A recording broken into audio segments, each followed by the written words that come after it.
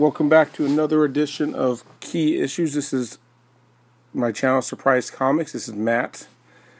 This week on Key Issues, we're going to tackle Jason Todd, also known as Robin, also known as Red Hood, and most recently known as the Arkham Knight.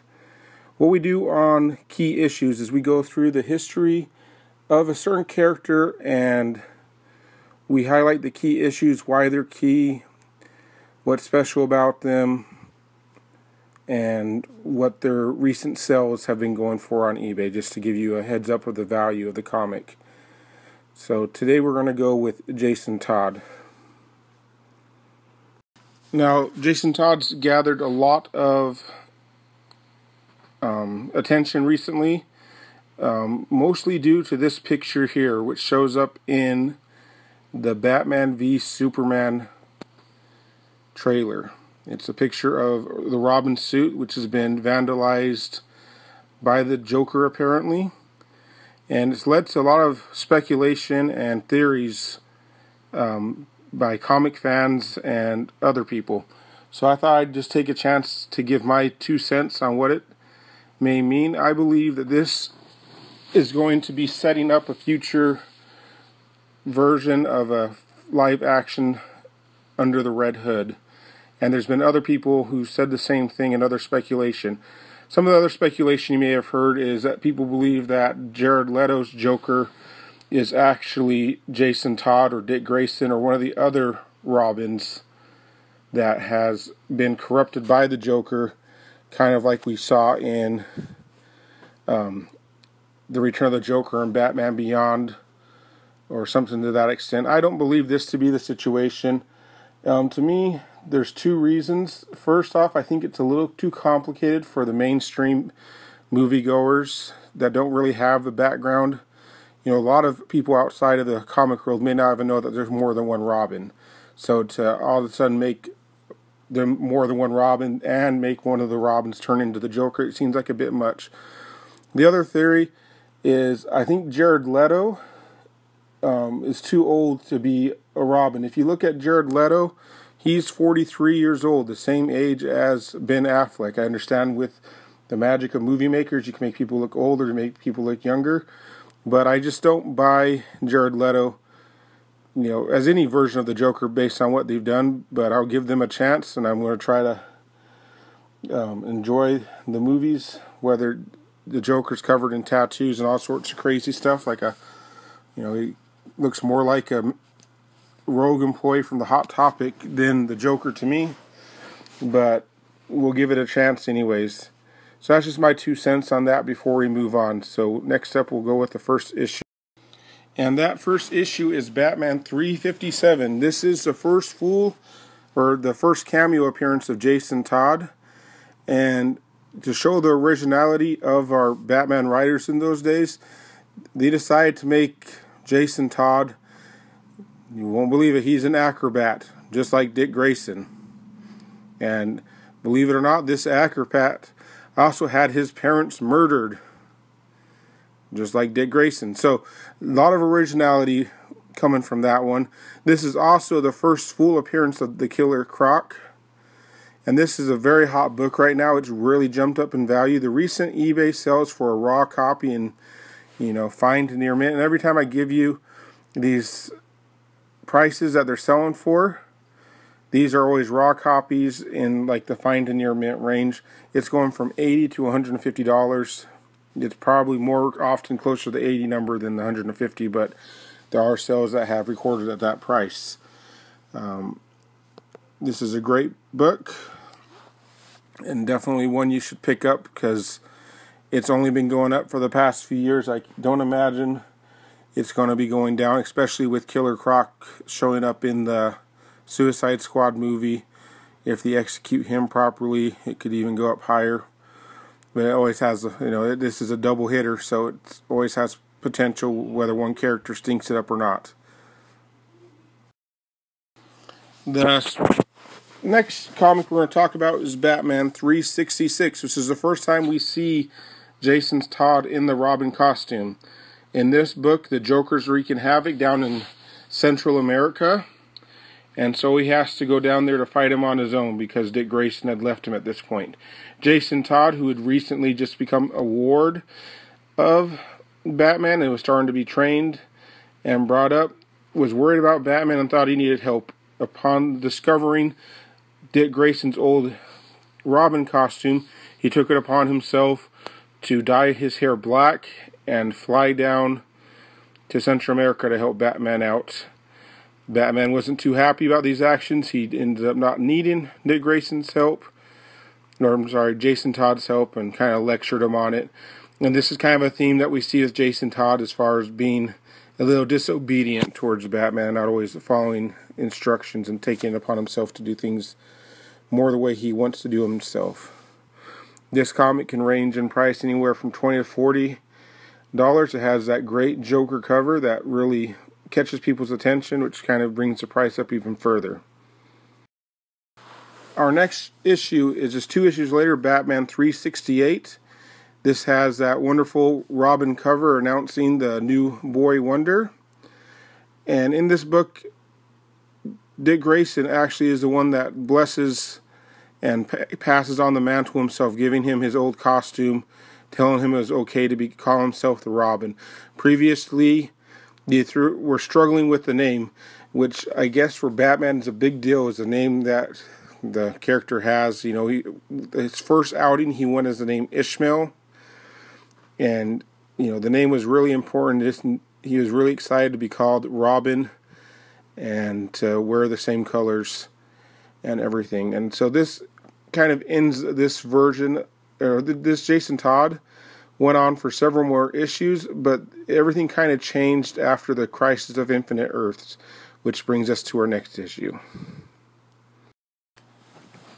The next issue we have is Batman 408, which is kind of reintroduces Jason Todd in the post-crisis world.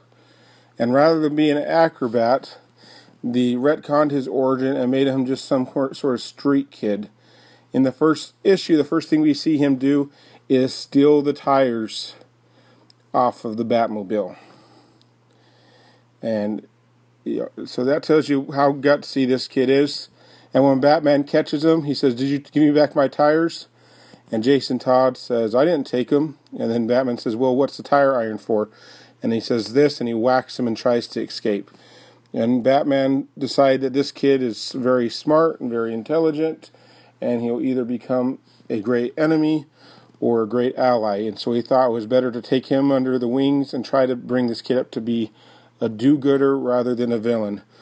And which is kind of ironic considering what eventually happens with Jason Todd in the future. Next issue is probably one of the most famous Jason Todd issues, is Batman 428. And this is the death of Jason Todd. During this storyline, DC ran a campaign to let people decide whether Jason Todd would live or Jason Todd would die. And back then they had these scenes called the 900 numbers for the younger viewers out there. And what a 900 number was is basically you'd call it up and it would add a charge to your phone bill. It'd be $1 or $2 or so much per minute you called. And so people actually paid money to make sure a young teenage boy got murdered. And enough people called in to do this to ensure that this happened. And it was actually a very close poll. It was only a couple hundred votes difference out of the thousands of votes that were made. But people wanted him dead because they really didn't like how, Dick Grayson was always kind of in line and cheery and followed Batman to the T. And Jason Todd was kind of a whiner and a rebel. And people kind of got sick of his act and wanted him dead. This is a 4-part series. This is the second to last issue in that series. So the whole set together usually, comes together. But for this very issue, you find it on eBay between $12 and $20 shipped. I wouldn't pay more than that. And you'd probably be best off looking for the entire series as a set if you don't already have the other ones. Our next issue is, I'm kind of cheating here in the top 10 Jason Todd issues because I'm including two, which is Batman 617 and Batman 618. This is part of the Hush storyline, written by Jeff Loeb and illustrated by Jim Lee. And in this issue, in issue 617, Jason Todd returns from the death and attacks Batman and fights him, trying to destroy the entire Bat family. 618, the fight continues until it starts to rain, and then Batman finds that Jason Todd was actually Clayface the whole time in disguise due to the rain. Later on, we'll find out in other issues that it, in fact, was Jason Todd that he fought, and just at the last moment,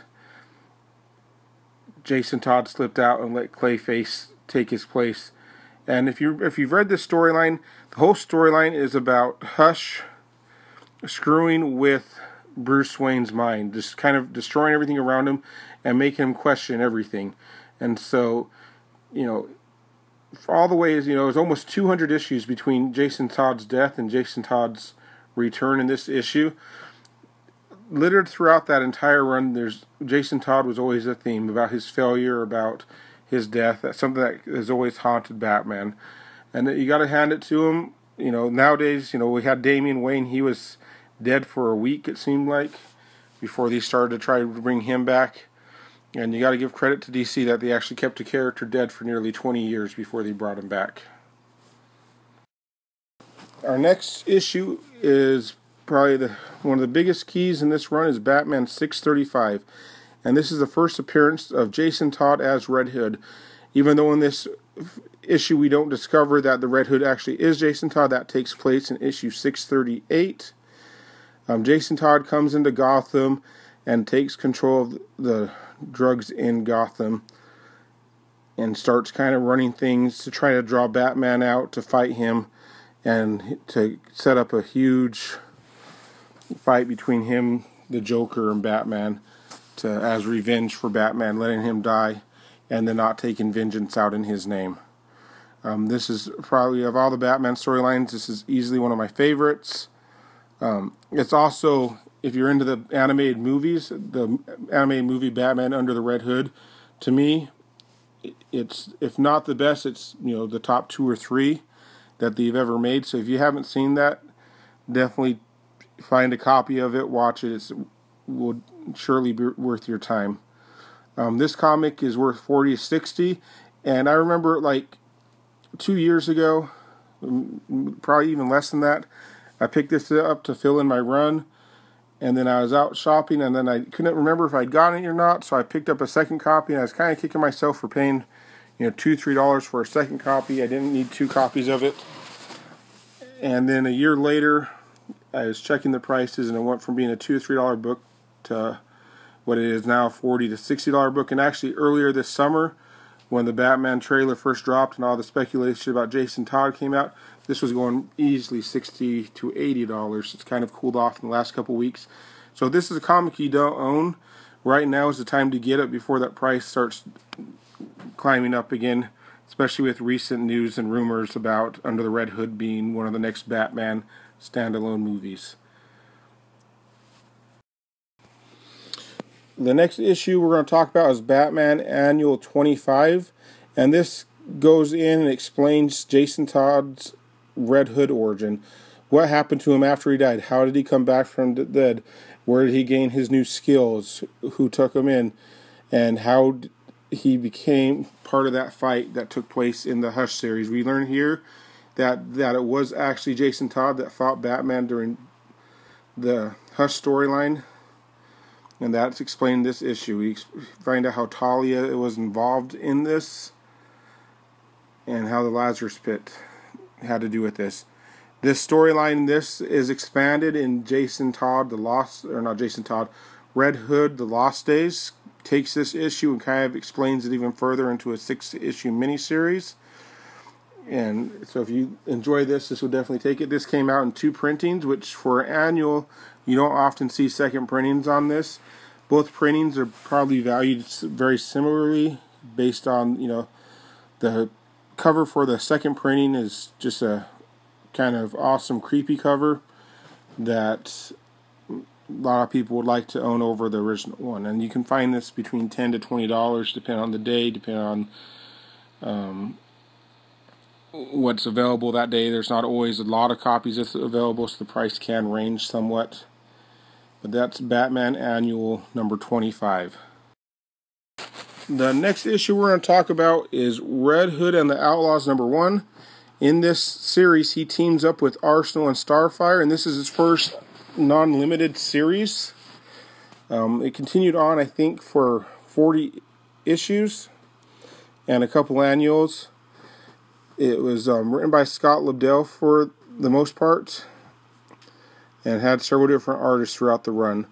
Number 1 copy has fluctuated quite a bit over the last couple years. I recently picked one up in a lot for less than cover price. You can often find them, depending on the auction, depending who's shopping for that day, between $5 and $20. And usually probably more in that 10 to 15 range is what you're going to find it for if you're just buying it as an individual copy. To me, I thought this series was very lacking as far as storytelling. I didn't like the direction they went for the most part. I'm not a big fan of Scott Lobdell and his writing. He led it in some weird areas with trying to do, different origins and stuff for Red Hood, and it just didn't really work for me. But I picked it up because I'm a diehard Red Hood fan anyways, and it's just one of those weird things we do as collectors where we buy stuff even if we don't really like it, just because we love the character so much. So that's Red Hood and the Outlaws number 1. If you liked it, let me know in the comments. Tell me I'm wrong for not liking it very much, but I don't think I'm wrong. Because we all are entitled to our opinions. What we like and don't like, that's fine. So that's Red Hood and the Outlaws number 1. There's also a new series that just started a few months ago, Red Hood and Arsenal, where they dropped Starfire. And that's the other thing. I thought they'd introduce more outlaws throughout this series. I was excited to see all the people who had joined the team, and it was always just those 3, which was kind of disappointing for what I was hoping for and expecting out of this series. And our last issue for this key issues run is Batman Arkham Knight number 1. And this is the first appearance of Jason Todd as the Arkham Knight. This series is a companion series for the video game Arkham Knight, and the game seems to be received pretty well. It's not like it was a huge shocker if you played the game that Jason Todd was the Arkham Knight, especially with the way they told the story. By the end of the story, by the end of the game, if you've played it, you know that Jason Todd gets rid of the Arkham Knight and becomes the Red Hood. There's a couple of variants for this. The variants go for a bit more than the regular copy, especially the 1 in 50 variant, which is the one on the right. You can pick up the regular copy between $8 and $18, and the 1 in 50 variant is probably going to cost you around $50. These video game comics are hard to predict as far as speculation on which ones will be valuable in the future. If Arkham Knight ever gets brought into normal continuity, which, if it's popular enough, they're going to find a way to shoehorn him in. It'd be interesting to see how they do that, but this comic definitely could pick up value in that case. So that's it for the top 10 Jason Todd comics. Of course, there's a lot of other ones I left out, probably some that you may feel that are more deserving than the ones I put in. If you think I was wrong, let me know in the comments. If you like this kind of video, let me know. If there's certain characters that you would like me to do a video on, let me know as well in the comments. And if you think this kind of video is a waste of my time and you don't really care about this stuff, let me know that as well. Thanks for watching my channel, Surprise Comics. Everyone have a good time.